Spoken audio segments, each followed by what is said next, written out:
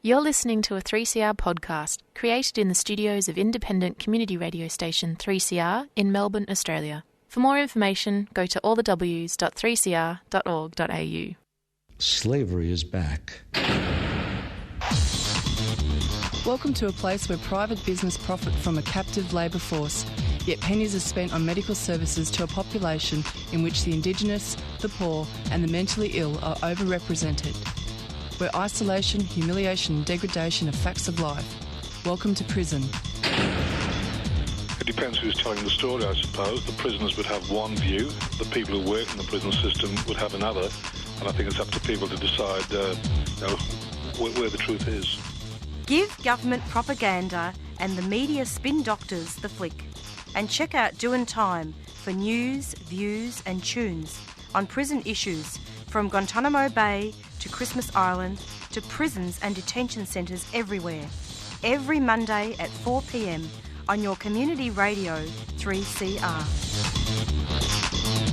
We are still fired up and we're still talking about revolution.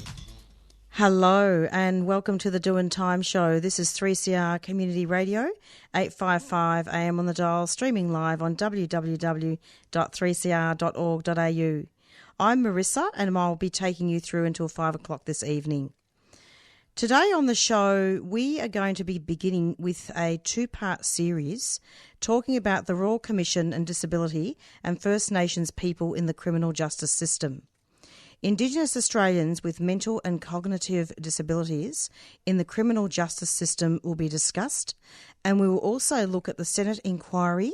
It's a report entitled, I will check the title with our guests later on, but the report basically has Aboriginal and non-Aboriginal contributors, and it's a report that is looking at information that is going to a Senate inquiry into indefinite detention, and it's a submission. So first up, we'll be speaking with Professor Eileen Bawldry, and after that, we'll be speaking with Patrick KEYZER. Patrick KEYZER is the Chair of Law and Public Policy and Head of School, Latrobe Law School. Eileen Bawldry will be up first, and I'll just give listeners a little bit of an idea of her bio. She's the Deputy Vice-Chancellor, Equity, Diversity and Inclusion, and Professor of Criminology at Nsw Sydney.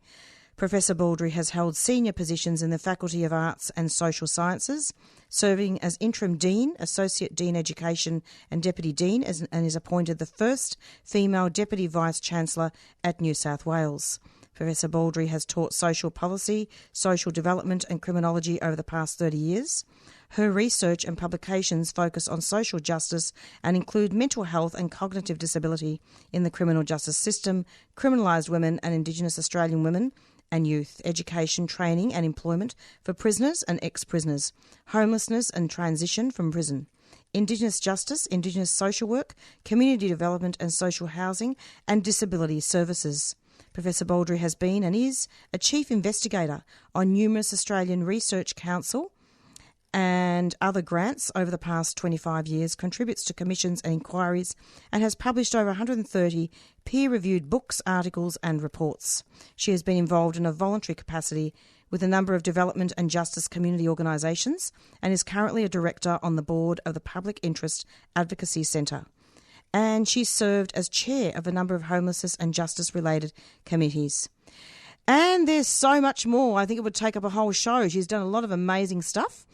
And we'll be speaking with her shortly about the criminal justice system, which is an important area of inquiry for the Royal Commission into violence, abuse, neglect and exploitation of people with disability. The Royal Commission. People with disability may come into contact with the criminal justice system as a victim of crime, a person accused or suspected of a crime, or as a witness to a crime. People with disability, including young people, are overrepresented across the criminal justice systems in Australia and are at a heightened risk of violence, abuse, neglect and exploitation in criminal justice settings.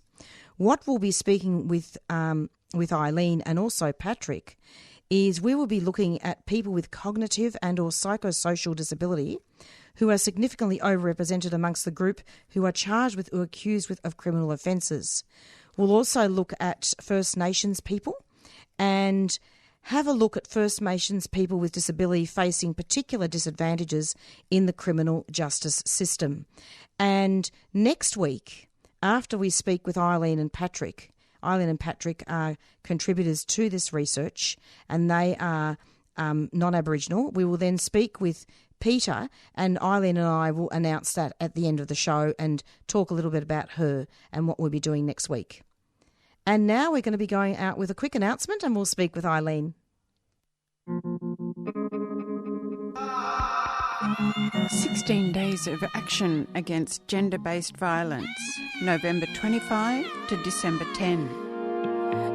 In the lead-up to Human Rights Day 2020, 3CR's feminist and gender activists bring you grassroots content demanding change for the annual 16 Days of Activism Against Gender-Based Violence campaign. Visit 3cr.org.au/16 Days of Action.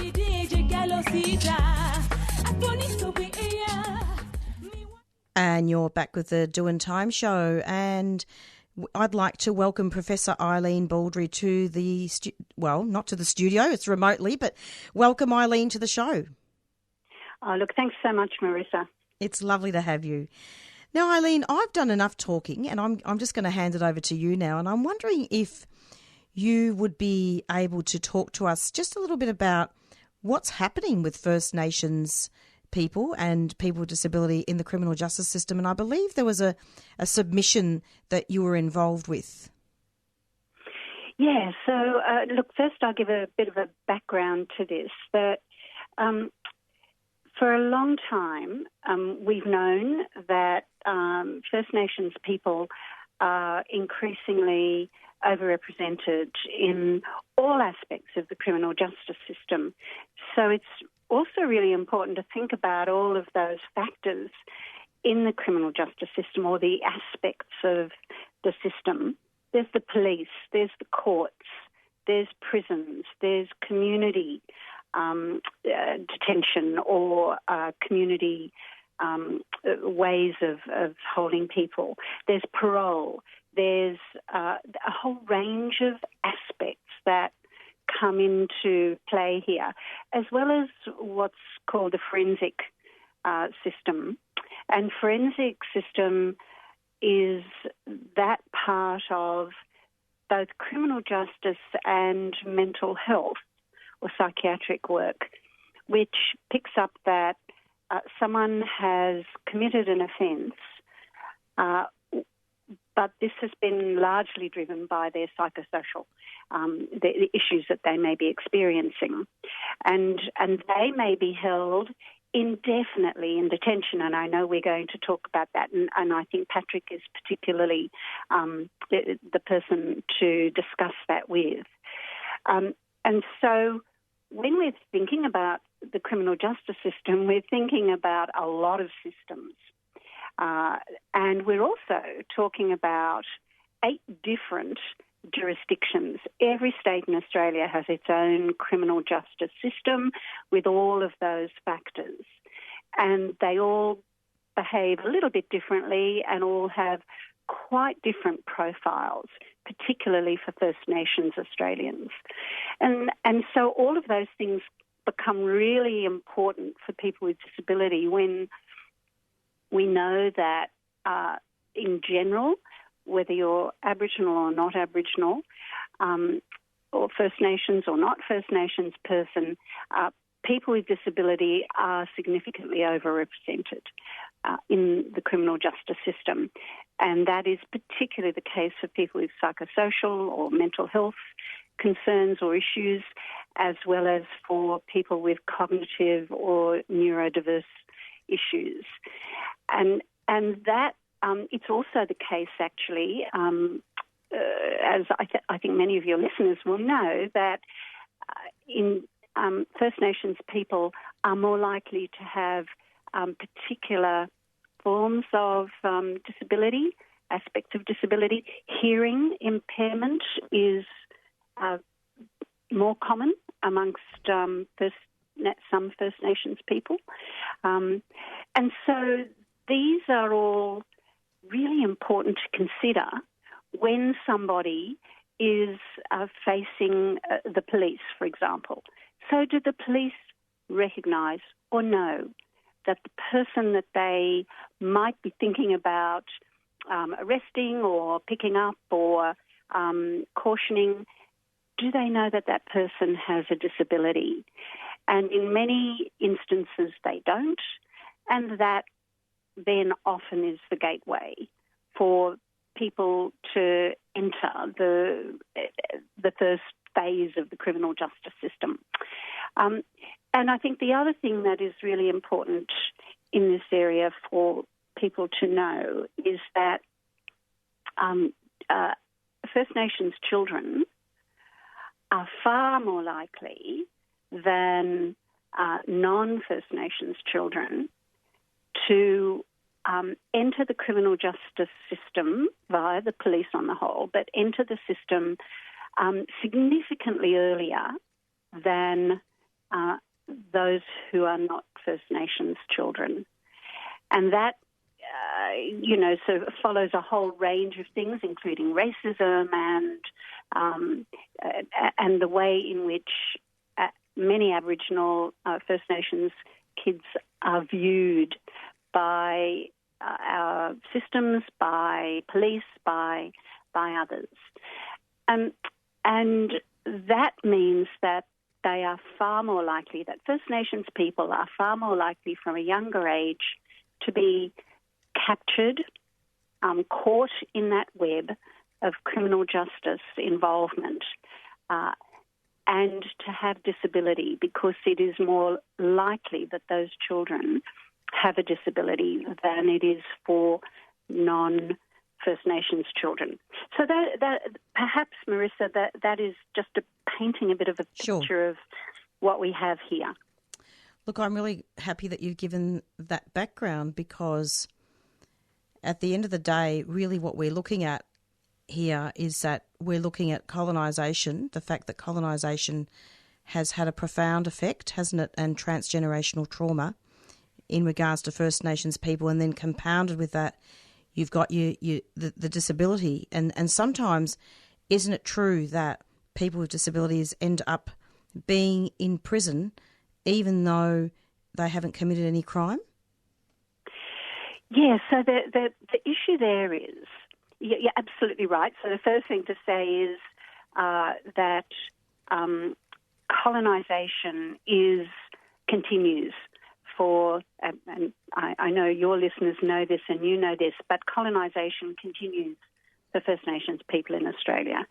And this area of criminal justice is one of the key areas where it is actually getting far worse, and where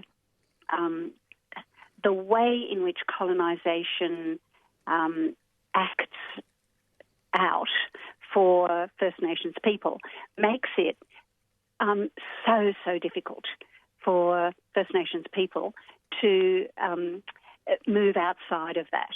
So, that is so important, and we need to decolonise, absolutely.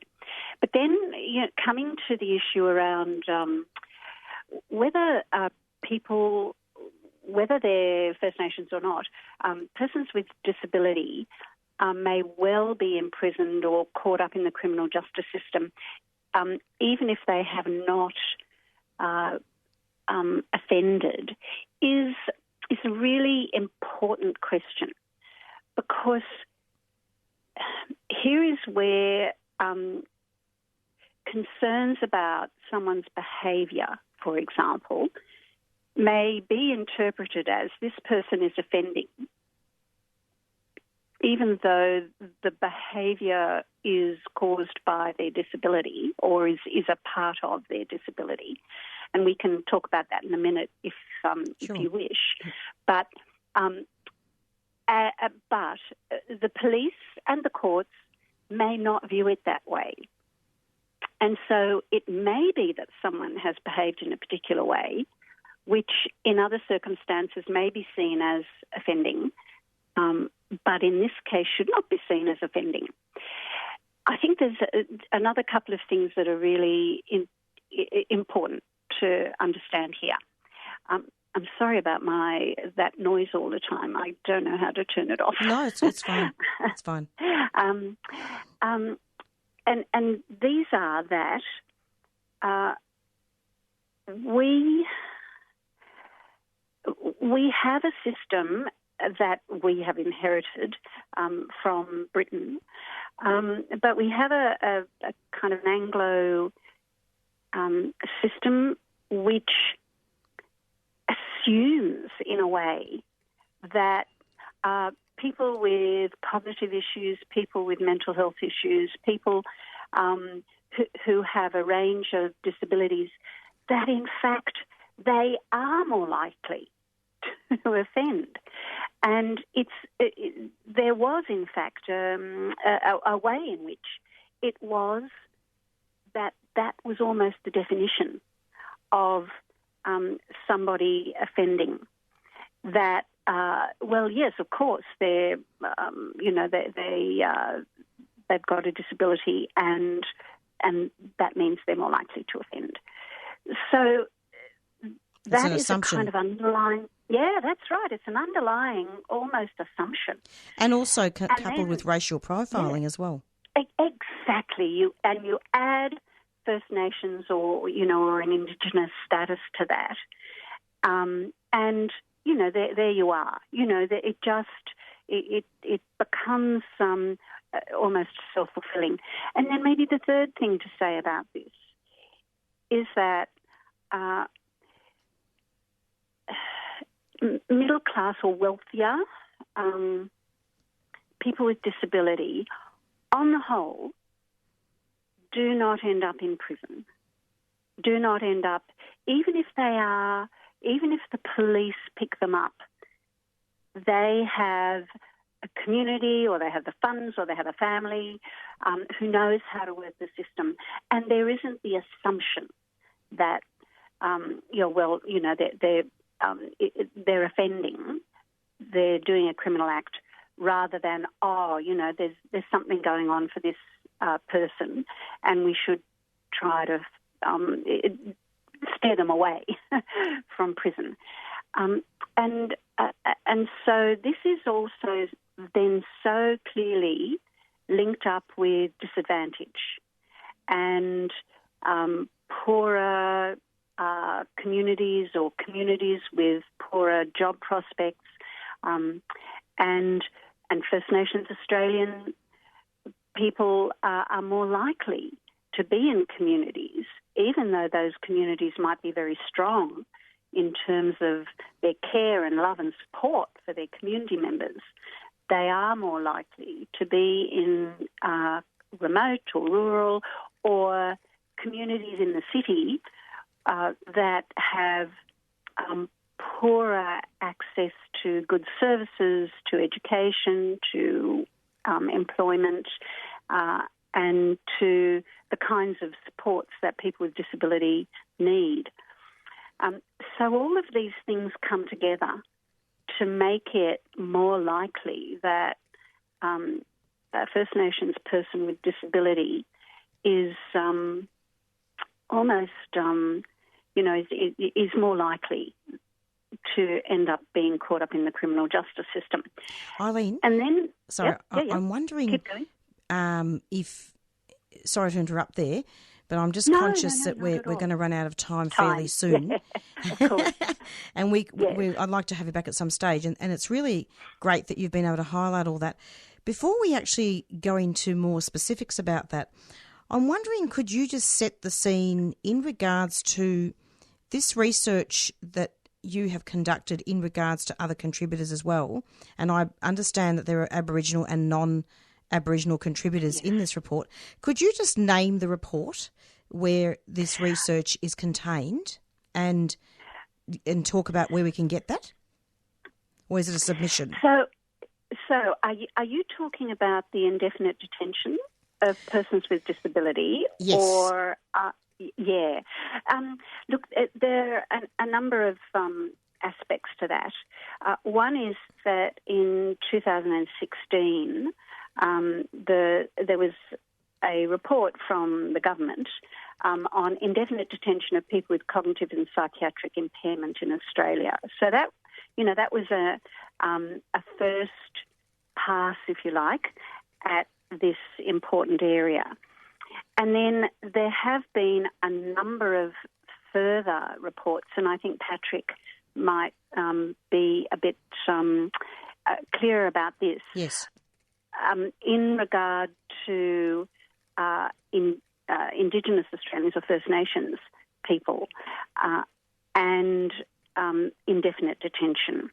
Right. And yes, so people like First Nations Disability Network, which is a national body which works on these matters, is very closely involved in this. But there's a range of people around Australia who have fought around this issue, and there are some standout cases that that Patrick can probably give clearer information about. But then on top of that, there have been a number of submissions to the NDI, the Senate Standing Committee on the NDIS, where a number of us, including Patrick, KEYZER, Patrick McGee, myself, First Nations people, have been putting in their submissions saying it is even worse for First Nations people, Aboriginal and Torres Strait Islanders, in regard to indefinite detention for those with cognitive and psychiatric impairment in Australia, and arguing for the absolute importance of getting rid of indefinite detention across Australia. And I might add to that, although it's not in that report, I might add to that there is another really, really important area that I feel very strongly about and that many of my colleagues feel very strongly about, including Peter McGilvray, who you'll be interviewing next week. And that is to raise the age of criminal responsibility. At the moment in Australia, the age of criminal responsibility is 10. That is so poorly viewed across the world. It is also completely out of step with the United Nations and with the rights of the child. Because what this means is particularly for kids and Aboriginal kids, because Aboriginal kids are the most overrepresented in juvenile justice, massively so, more so than in the adult system. And a lot of that has to do with this very low age of criminal responsibility that Australia has. So, there's a number of really important things that quite a number of us have been trying to add in to this. And all of this is also going into the Royal Commission.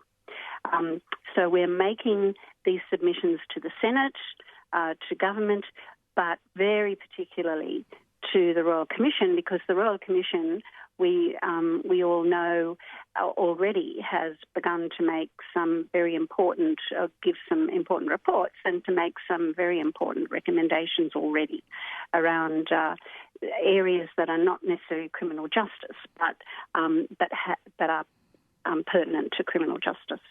And is there a website that listeners can access to read these reports and indeed read up about the Royal Commission?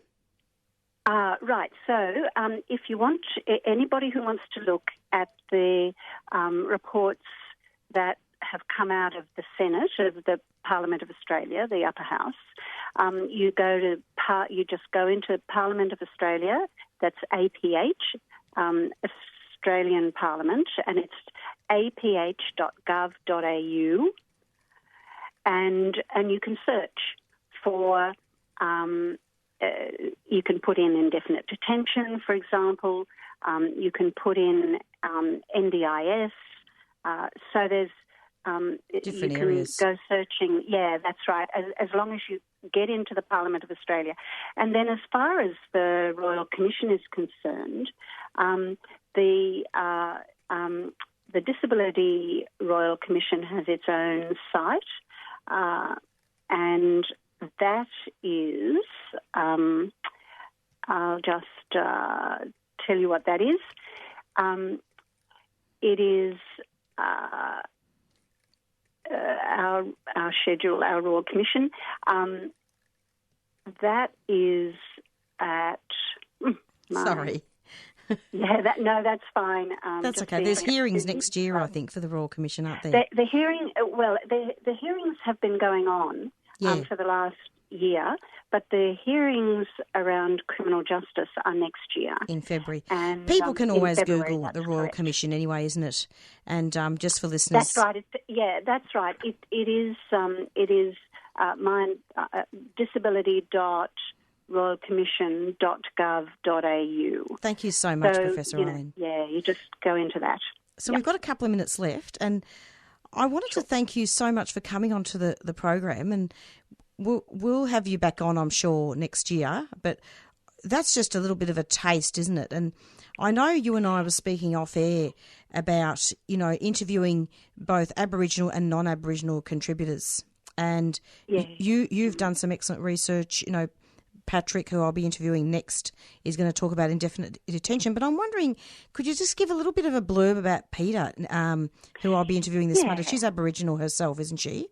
Yeah, she is. So I'd love to talk a little about Peter McGillivray.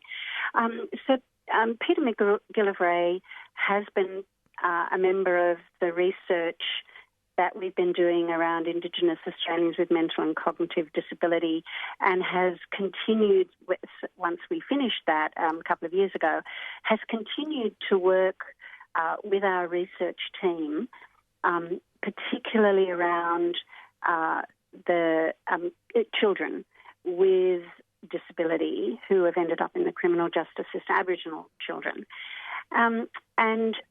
Peter is a lawyer. She graduated some years ago with arts law from UNSW. She's just finishing a criminology master's degree, in which she has focused very much in the areas that we're talking about. And she'll be starting a PhD next year. But the other thing about Peter is that, along with another wonderful Aboriginal woman who gained her doctorate a year or two ago, who worked with us, Dr. Elizabeth McIntyre, that Peter and Elizabeth were the Aboriginal team, the two Aboriginal women who engaged directly with Aboriginal community people, people with disability, people who had lived experience of the criminal justice system, their families, the people who work with them, the elders in those communities, over a number of years, as we listened to and heard the stories and narratives and experiences. That's what we need to concentrate on next week, I think. Yeah, and Peter will be able to give you some really rich and really important information. And I really emphasise that because this knowledge is owned by those Aboriginal people. And they are the people who have experienced this, have lived this. And as you know, as a white person, I have learned how important it is that Aboriginal voices are preferenced here, that Aboriginal voices are the ones who are heard because they are the ones who know what happens to them and their community and their families. Eileen, thank you so much for coming onto the program, and this is indeed fantastic that you've been able to come on, and also that we've been able to introduce Peter. And in fact, this show is also disability-led because I also am a woman with a vision impairment, and I'd like to interview you someday about, Aboriginal people with vision impairments at some stage. I'm sure we could talk about that sometime another day. Yeah, that'd be fantastic. I'd love that. Eileen, thank all you. good. Look, thank you so much. Really, really lovely talking with you, Marisa. You too. And, that just scratches the surface. Look, we could be here all night, Yeah, we absolutely could. But you've given a very concise introduction and about the Royal Commission and Disability, and we'll talk to Patrick next. Thanks so much. Okay, fantastic. Thanks. Take care. Bye. Bye-bye. Bye-bye. Bye. And that was Professor Eileen Bawldry, and she was speaking about First Nations and people with disability specifically with cognitive and psychiatric impairments and the criminal justice system, and she gave a bit of an overview about the Royal Commission. La Mama is thrilled to reopen and welcome you back to the theatre from the 5th through to the 20th of December. The program includes a 2-week season of Iranian Bauhaus by Nsw Sydney, a series of play readings curated by Rosemary Johns, and the first live La Mama Poetica since March. To ensure the comfort and safety of audiences, artists and staff, La Mama's put together a COVID-safe plan in line with the Victorian Government guidelines. You can see all the information on La Mama's COVID safety page. Check out lamama.com.au for all information. La Mama is a 3CR supporter.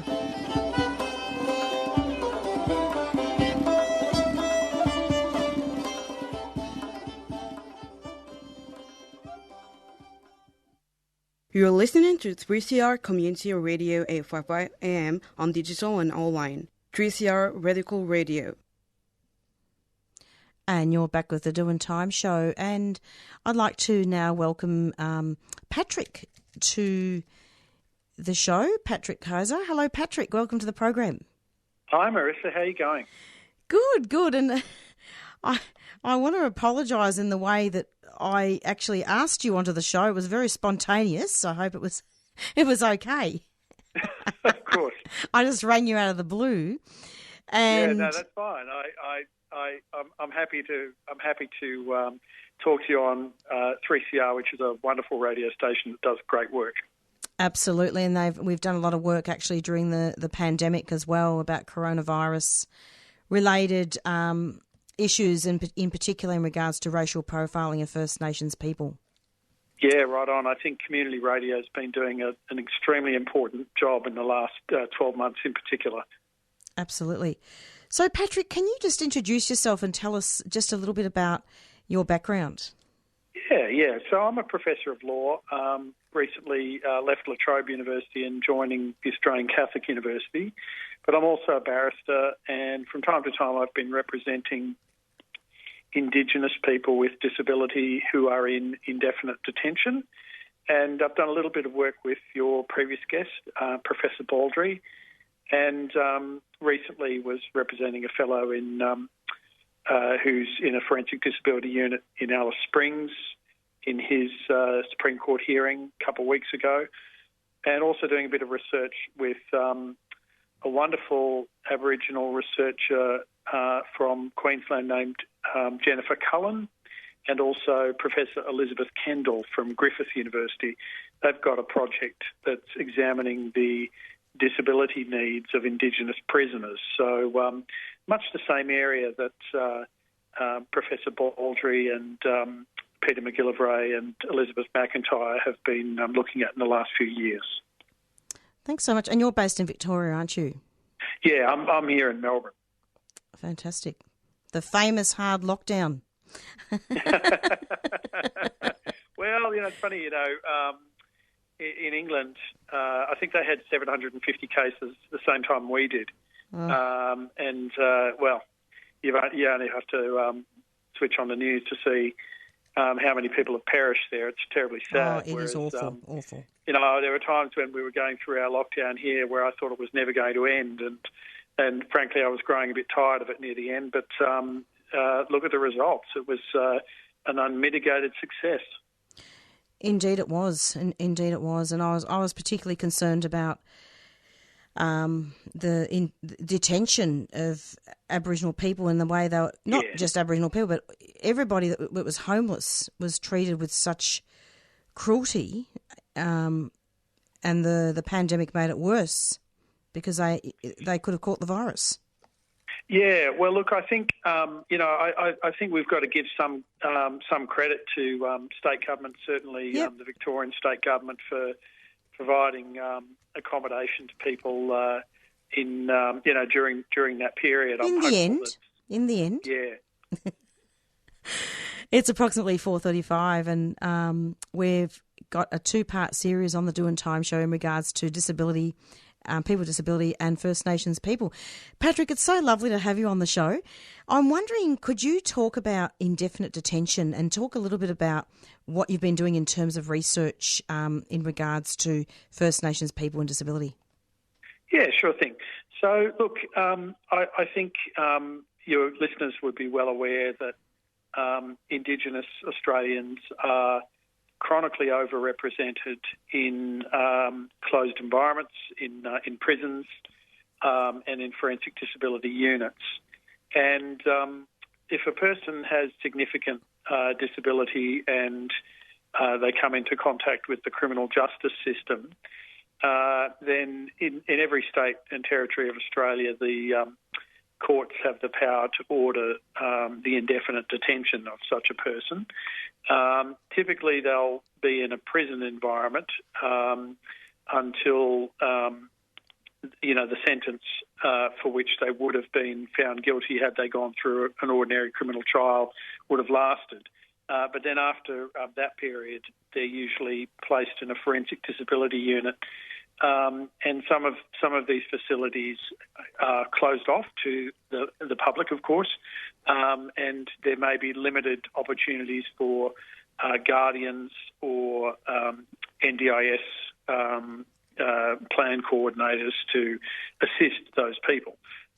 So one of the things I'm involved in at the moment is this project with Griffith University and Synapse.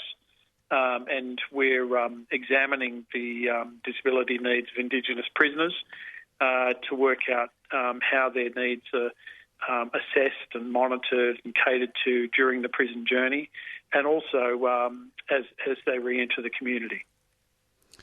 Fantastic. And I understand that you were involved in a submission to a Senate inquiry. Is that part of the Royal Commission?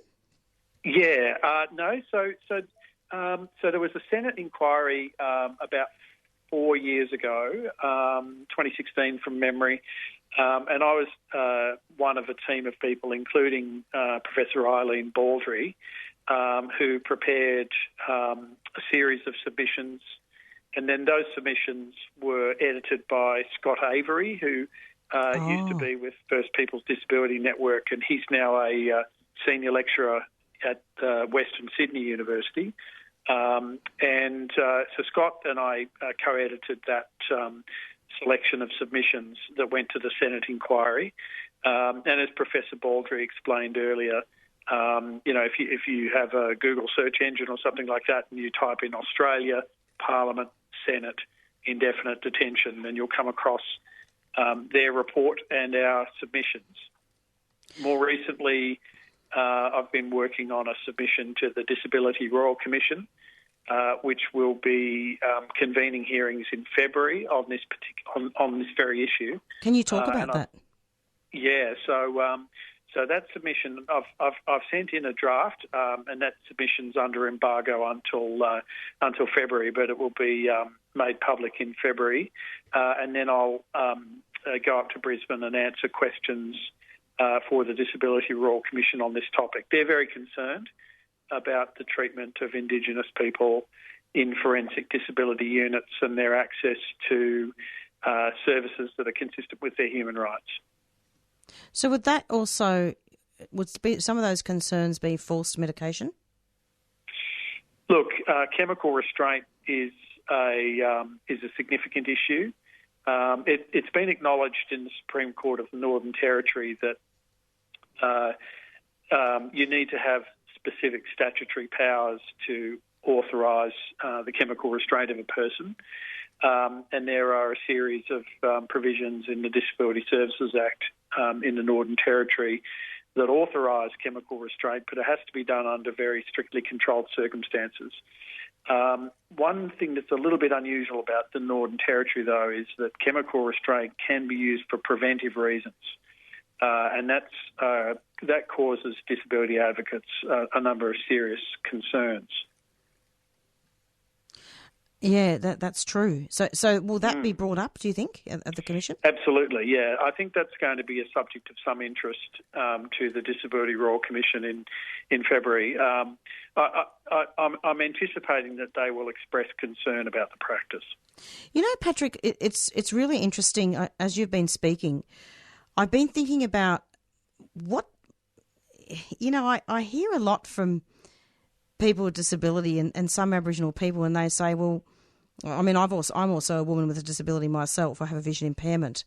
Mm-hmm. And, you know, one of the things that we often say in our communities is, well, what's going to happen? I mean, it's good to do the Royal Commission and to have issues papers and look at indefinite detention and look at, you know, some of the issues that's happening with the NDIS, for instance.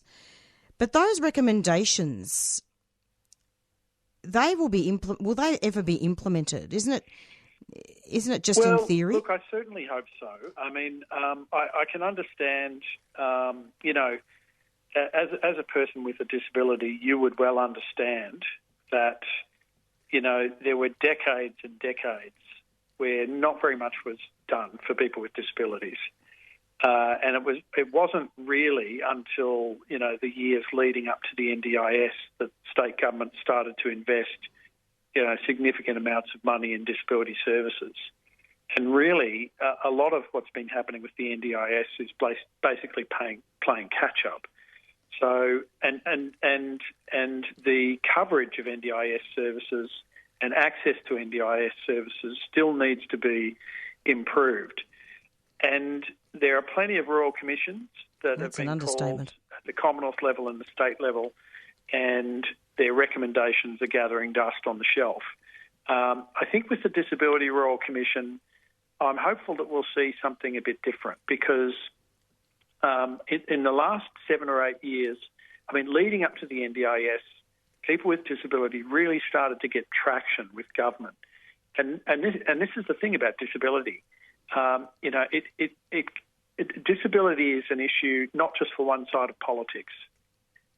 Everybody in Australia is touched by disability. You either have a disability or you know someone who's got a disability, or you've got a family member with a disability or what have you. It's common. I think the Disability Royal Commission will be a catalyst for change because I think that the federal government will recognise that things need to be done in this area, and I'm hopeful that they'll pass legislation that will require the states and the territories to, to take the steps that are necessary to ensure that people with disability have their human rights realised. It's a long journey. It's a journey that it's never over. Disability advocates know that you have to keep at it. But I'm feeling a measure of confidence about the work of the Disability Royal Commission. They've been very deliberate in how they've been going about things. They've been very thorough in their research. And in my discussions with them, they've been very, very engaged with the issues. It's really interesting, Patrick. I mean, having a look at some material here in regards to a lot of researchers in this area are saying that there needs to be appropriate support services provided to Aboriginal and Torres Strait Islander people with cognitive and psychiatric impairments. And it talks a lot about, protocols and training and guidelines. But when you really look at the situation, it's also, what about systemic racism as well? Wouldn't that also play a major role? How can we overcome that? I think that's a significant issue, and I think the very first thing that needs to be the most important thing that we need to do is to ensure that services are provided that are culturally safe. cultural safety is absolutely critical in this area. It's vital that Indigenous people be able to access services and services in their own languages. So many assumptions are made by people who don't speak Indigenous languages about how people are understanding what's being said, the services that are being provided to them. We absolutely need to ensure that Indigenous people with disability are getting services in their language, and services that are appropriate to them, and services that are requested by them. I mean, that's the whole rationale behind the NDIS was that people with disability should be able to decide what services they want.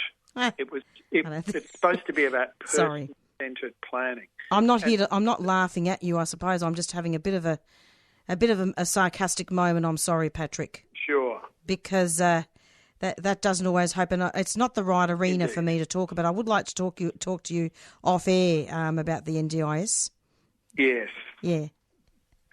Yeah. Go on. Look, I've represented people who have appealed decisions of the NDIS into the Administrative Appeals Tribunal. So I'm well aware of the fact that many people are dissatisfied with the NDIS, but certainly I've seen a number of people get significantly improved services. That's fantastic. Compared to the services that they were getting from state government services before the NDIS came into place. But as I said before, the journey's never over. The journey's never over, Patrick. So they need to keep going. But Patrick, I think it's great that you've come onto the show, and I'm not sure whether you heard about Mr. Kennedy from Victoria, who was an Aboriginal guy with some mental health mental health issues going on, and Mr. Kennedy was actually apprehended by the police, and he was homeless, and there were massive errors made in his case, and he didn't have anywhere to live, and then they wanted to put him in prison, and there were mistakes with the paperwork, and that was a lot of miscommunication. Would you say that's relevant to this topic? Oh, absolutely. I mean, look, there are. I can think of 40 or 50 years worth of reports about how people with disability who come into contact with the criminal justice system have had extremely negative and poor outcomes from our service systems. And, I don't think the NDIS is a panacea. And in fact, really, the NDIS is only just now starting to work out how it can be integrated with the justice system. So NDIS justice liaison officers for each state and territory have only been appointed relatively recently. We've got a long way to go to make sure that the rights of people with disability who come into contact with the criminal justice system are realised. I mean, there's miles and miles to go. Especially in this context. Absolutely, and it's so important, isn't it, to have a look at that. Are there any other comments that you wanted to make in regards to transgenerational trauma, and any comments about that and how that could contribute as well to First Nations people being in the criminal justice system? Yeah, I mean, certainly, and I think. I think a lot of people are realising that intergenerational trauma deeply affects many Indigenous people, and it needs to be part and parcel of how we think about services, how services are delivered, and it just reinforces that point I was making earlier about the need to deliver services in a culturally safe way. And I was delighted to hear Professor Bawldry talk about the importance of Indigenous voices in the research that she's doing.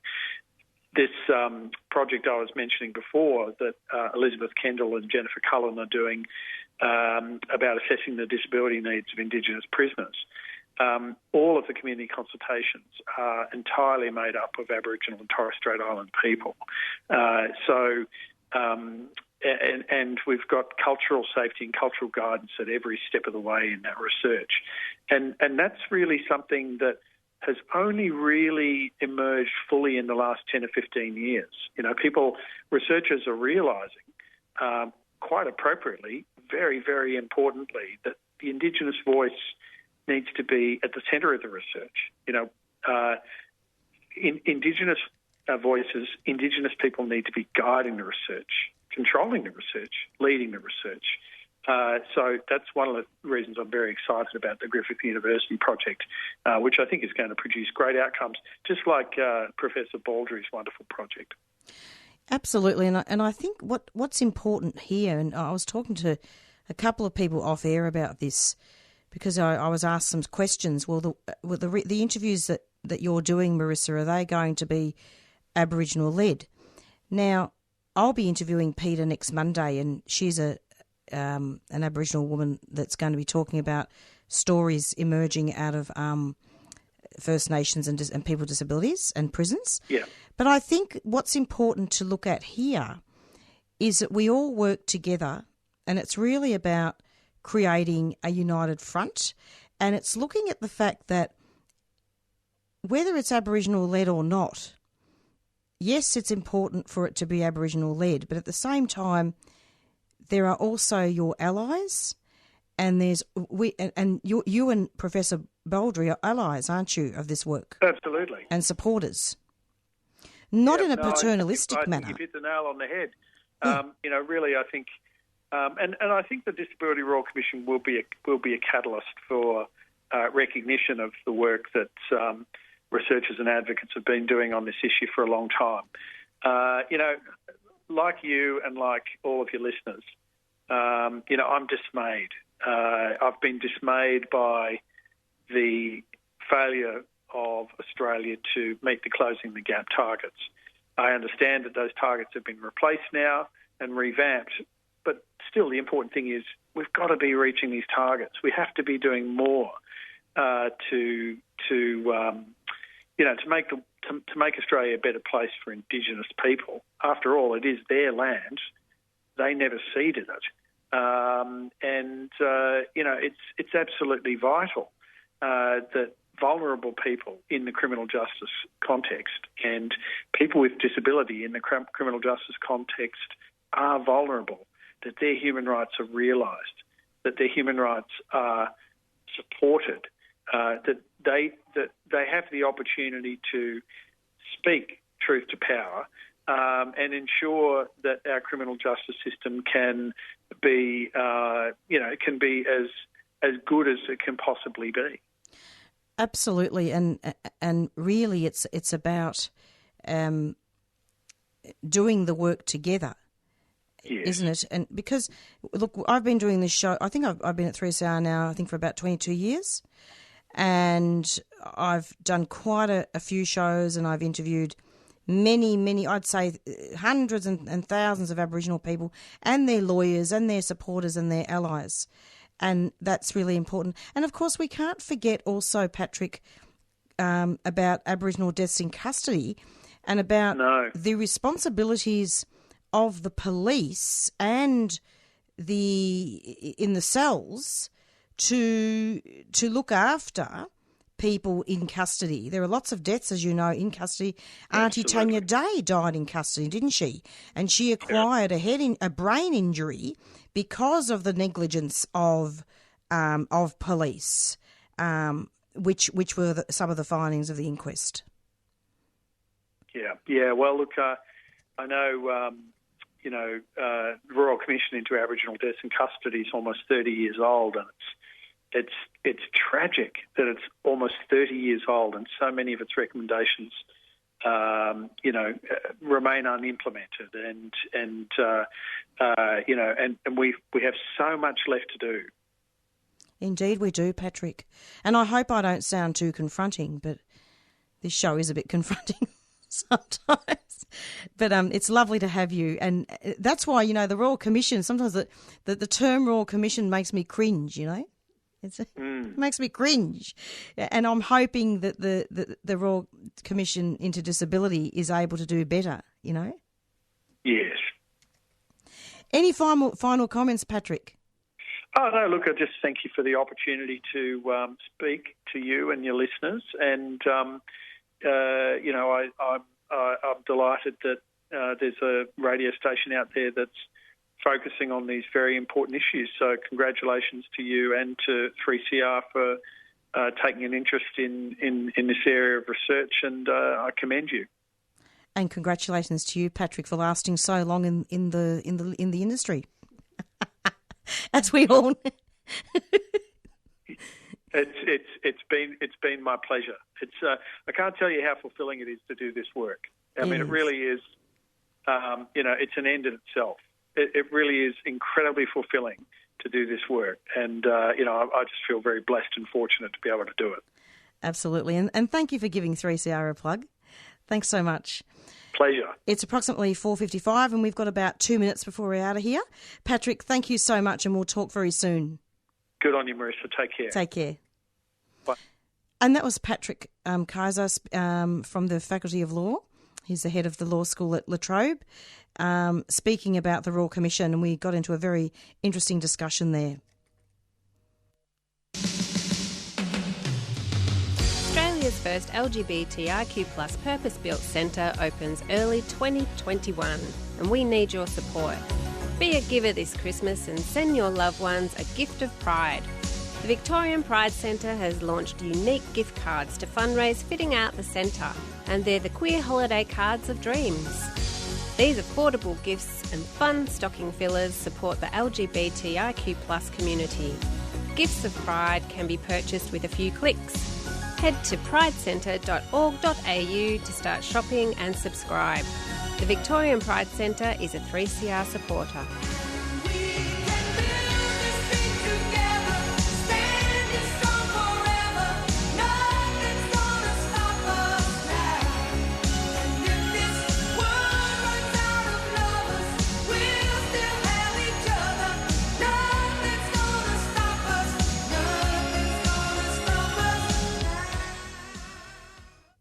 And this is a Doing Time show, 3CR Community Radio. It's approximately 4:56 and just wanted to thank Professor Eileen Bawldry and also Patrick as well for both coming onto the show and talking about First Nations people and people with disabilities and the Royal Commission. So stay tuned every Monday from 4 to 5 for the Doing Time show, and we'll be going out pretty soon with our theme song, Black Fella, White Fella by the Rumpy Band. Special cheerio also to Peter, Rob and Indy. And thank you very much and take care of each other. Bye.